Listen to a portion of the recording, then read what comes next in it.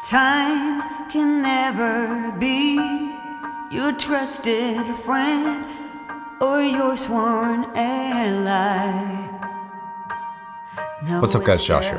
To understand this review, I have to tell you a story first. And like every great story, it starts with coffee. So you may have heard of this teeny tiny startup coffee company called Starbucks. If you haven't, don't worry about it, they're not that big yet. And so that you understand my feelings about Starbucks, in a pinch, it'll do the job, but if there's other options available, I'm gonna pick those other options. But if you're familiar with Starbucks, you probably also heard of Pike's Place, which is the very first Starbucks shop. And it's located right here in Seattle, and if you've been to it, you know that it sucks. It's this teeny tiny skinny little shop. There's tons of people there, and on a busy day, there's a long wait to even get in the front door. And on top of that, when you order your coffee, it's the exact same coffee that you can buy at every other Starbucks around the entire world. But over this past weekend, I went to a place that I think less people know about, which is Starbucks Reserve. And it's like a completely different world in there. So different that if you want to go order a Java chip Frappuccino from them, you can't. They don't even serve it. They don't serve a lot of the kind of the foo-foo drinks that Starbucks makes. They've got a bar in there, they've got all these cool brewing methods. It's by far the coolest Starbucks that I've ever been to. This one's also located in Seattle, and I think there's a couple other locations in like New York and I think maybe London. And unlike the other Starbucks locations, I would actually choose this over other coffee shops if I was in the area. And you're probably thinking, all right, Josh, but why are you telling us this? Every other IEM that I've tried is like every other Starbucks that I've tried. It's great in a pinch, it'll get the job done, but if I'm given the choice of speakers or other full-size headphones, I'm probably gonna pick those. Whereas the Zeus from Massdrop and Empire is kind of like the Starbucks Reserve. I think the biggest takeaway for me is that this IEM actually got me into IEM. This is the first IEM that I've listened to where I'm like, oh, I get it now. I understand, because these things are incredible. All right, so for now, that's it for the personal thoughts. Let's go ahead and jump into the review of this item. So regarding what you get it in this fairly simplistic box, which comes with a hard carry case, a cleaning cloth, and a cleaning pick, 5 sets of ear tips, and 1 cable, and of course, the headphones. Now, some real quick thoughts. Given the price of this item, which is quite high, I would have liked to see at least 1 or even 2 additional cables, especially because 2-pin cables are fairly cheap and easy to manufacture. I think an extra cable or 2 would have gone a long way of just feeling like you really got what you paid for when this thing arrives. Although the cable that they do use here is nice, it's braided. Nothing really stands out about it being particularly good or bad. And if it does happen to break or you lose it, it is easily and cheaply replaceable on Amazon. So regarding the actual earphones themselves, they're blue. They're pretty big. However, they are fairly lightweight. And this thing's claim to fame is that there are actually 14 drivers in it. There's 6 treble, 6 mid-range, and 2 bass drivers. And I love that because it's just like the most American thing ever. Hey, how many drivers do you want in the headphone? All? Okay. Personally, I'd really love to know the discussion behind 14 drivers, why it wasn't 13 or 12, but perhaps we'll never know. Okay. So comfort is another thing that's going to be very personal, so I will be brief. These things, despite the size, are fairly comfortable. And like I said, these are pretty lightweight, and that's a good thing because the actual kind of arm that would hook over the ear, it's actually a little bit too big for my ears, but I have relatively small ears, so I think this will fit for most people's. I seem to be a little bit smaller in the ear department than average. And the first day I got these, I actually wore these for 8 hours straight without taking them off, and I didn't have really any ear fatigue at all, and I don't really wear IEMs that often. The ear canals are a little bit larger than what I would consider to be average. They're not as small as like Shure IEMs, but they're smaller than some of the FIO IEMs. All right, so now let's talk about power requirements and what I recommend using with this. They're 10 ohms, and they have a sound pressure level of 119 decibels per milliwatt. So in terms of volume, they're gonna be driven quite easily off of just about everything. But that also makes amplification and amp pairing a little bit difficult, and I'll explain more in just a second. As far as powering off of things like phones and laptops and mobile devices, very easy. On average, I had this about halfway turned up on my phone and about halfway turned up on my laptop. The flip side of this is that these are actually really revealing about what system you're powering them off of. So they're gonna be able to pick up the sonic characteristics of just about everything you plug into it, which is great in terms of a headphone, but you're probably gonna want something like, at minimum, probably like a DAC Magic XS or some AudioQuest Dragonfly amplifiers that just plug in via USB. They're really clean amps compared to what you'll find on most laptops and most phones, and all of them are gonna be more than enough power to power this. Or you can do what I did and go a little bit overkill with something like this, which is the iFi DSD Black Label. This has 4 watts into 32 ohms. You do not need anywhere near that. So there's the biggest amount of headroom possible, I would imagine, on this amplifier. So you'll be able to use this on all the other headphones that you have. But what makes this one particularly good is the fact that it actually has one in economy or like a very low power mode, but it also has an IEM match. And this one has a high and an ultra sensitivity switch that you can switch to.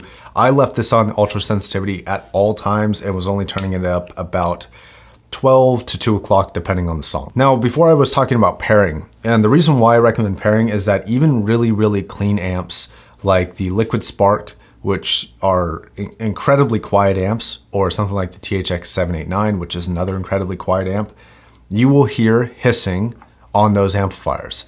So on most amplifiers that did not have an IEM match for really sensitive things, on the phone it wasn't a problem, on the laptop it wasn't a problem, but for larger desktop amplifiers, you can hear a pretty sizable amount of hissing, and you're gonna wanna be really careful with that volume dial, and I can't stress this enough. But for now, let's go ahead and just talk about the general review and a couple actual full-size headphones that I would compare this to. This headphone is incredible for dynamics. Like all your hardcore audiophile things, like you're ever gonna talk about, like really transparent bass, sound staging, treble resolution, every factor about this headphone is great. Now, it's not perfect and it's not gonna be for everybody, and there are a couple drawbacks and we'll get to those. So to best describe the sound, I'm actually gonna compare this to a full-size headphone, which is gonna be the Focal Elex, maybe even the Focal Utopia. Those are the two headphones that, when I heard this, instantly came to mind for a very familiar sound. Class-leading dynamics, and in fact, in some cases, painfully good dynamics, great impact for percussion instruments, and I mean great. A bass response that hits low and hard but doesn't have that thumpy, boxy feeling to it, and it's just almost clear, it's almost see-through, and it adds just the right amount of body to the music. Those are kind of the highlighted characteristics of this headphone that I would kind of tell people. Like if they were to ask me to describe the headphone, that would be it. Okay, so to get more descriptive about treble, if you haven't heard the Elex, you might be familiar with some Bayer headphones or like the HD800, where you have this incredibly kind of, and I don't mean grainy as in bad, I just mean grainy as in like a finite texturization to the treble. That's what this headphone has. And it is a very full treble experience, like everything from 7K to 15K to 20K.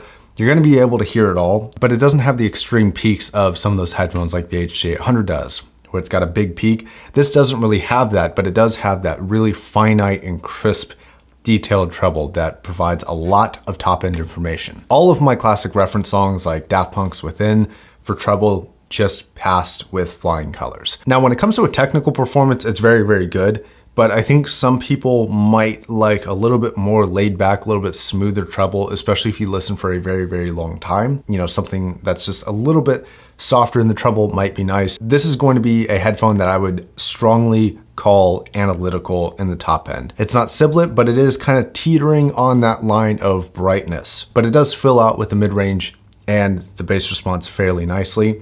So I don't mean to say that it leans towards bright. I'm just saying that the treble is very active and it's gonna make itself known. But mid-range is where my love affair starts. So there are two aspects to this, percussion and vocals. And those are the two that I want to talk about today.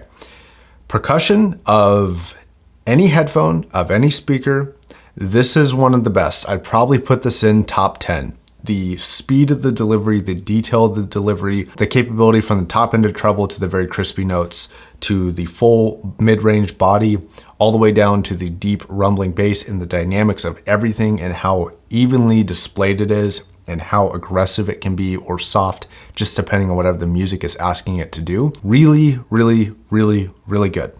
Like really good. So if you're into percussion or drums, or you like bands like Kodo, which is Kodo, I've been listening to those types of performances nonstop. Okay, and then the other thing is gonna be vocals. So the entire soundstage representation is kind of, it's good in terms of the clarity of all the layering, but it's not as wide as full-size headphones. I've never heard an IEM that is, but with that kind of really accurate three-dimensional placement of everything, it's just kind of miniaturized. So with vocals, it's actually very similar performance to what I would consider like a 6XX to be like, where it's very full, it's very present, and the position of the singer relevant to the other instruments is very clear. So the layering of the soundstage is great. The vocalist position is great. But what makes the vocals really fantastic here is the clarity of them. Like, they're just so clear. And it's kind of funny because I listen to a lot of headphones, and vocals are kind of something that I've kind of gotten really used to how it's supposed to sound, and have something like this come across and do it in a way that stands out for its clarity. Again, it reminds me of the Utopia, and it reminds me of the Elex, of just this incredible clarity and speed. And obviously it's influencing the music, but it doesn't sound like the headphone is influencing the way that the vocals are coming across. It just sounds, in one word, natural. Now, that overly complimentary section about mid-range is going to lead us into a slightly controversial section about bass response. And I think bass response here is going to come down to a preference of what you like. It hits slow and fairly hard, and there is actually a real decent amount of detail in the low end, which is not something I've really heard of IEMs. I've heard lots of IEMs that hit low, but not to the same level of detail. It's not going to give you that like real, like visceral kick in the teeth kind of bass. It's not gonna have that like real hard slam that you're gonna find on something like a planar headphone, for those of you familiar, or like the RHA T20Is. I tried the Shure SC846s back at RMAF, and my memory could be flawed, but I think the bass was better on that headphone. It was just richer and fuller on that headphone. And I'd like to call the bass more detailed on the Zeus, but I'd have to listen to them back to back. And I did ask around for a pair to compare against, but nobody had one to send in, unfortunately. So bass response I'm gonna consider very good. I think for the price, it's probably like a 7 or an 8 out of 10, but it's not a 10 out of 10 like I think the mid-range is, and a 9 out of 10 for the treble. Now, imaging and soundstage are other pluses to this headphone. They're very good, very layered, very detailed in their layering. You get this great auditory conceptualization of the stage that everything is being performed in, or the room that everything's being performed in. I wouldn't necessarily call it mind-blowing though. It's not something that I listen to and am just immediately blown away by the soundstaging capability of this headphone. I'm more blown away by the detail retrieval, the amount of texturization and everything, the timbre characteristics, and how distinctly everything is laid out. The instrumental separation, all that stuff is fantastic. Imaging and soundstage is great, but not particularly mind-blowing, especially for the price. And that's gonna lead us into the conclusion here. And well, I guess if you click the link before getting to the conclusion, you'd find out. But so Massdrop has done something really, really cool. They sent out this headphone for a review, but they're actually offering a discount code for viewers on my channel if you click and buy with the link that I'm using. And it's not a small discount either. It's $250 off. So instead of being $1,000, these are $750. Now on the price point, that for me is a big pill to swallow because I don't really hold IEMs in the same category as full-size headphones. And I think it's just because it's such a small item. Like it's just, you know, it's not a very tangible experience when you get it. But the full-size headphones that I think these actually compete with are not cheap either. They're very expensive. I mean, the headphones that I think these are most familiar to are an $800 pair of headphones and a $4,000 pair of headphones. So if we're talking about that price range for sound quality, I think these are fairly evenly priced. Now for some personal stuff, and since this is already probably 20 minutes long at this point, thank you for sticking with me here. These headphones have inspired me to reach out to other IEM companies. So I'm gonna be reaching out to other IEM companies. I know a lot of people have been asking me to review IEMs, and I would like to. These actually inspired me to really check out some other IEMs because I think what these things can do is incredible. And if other things in the market are capable of what these are capable of, I'd really like to know and then present that to you guys. All right, I won't take any more of your day. Thank you very much for watching. My name is Josh, signing off.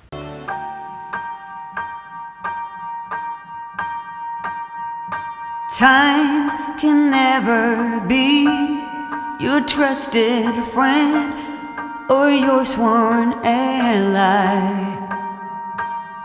No, it's the harshest mistress of all.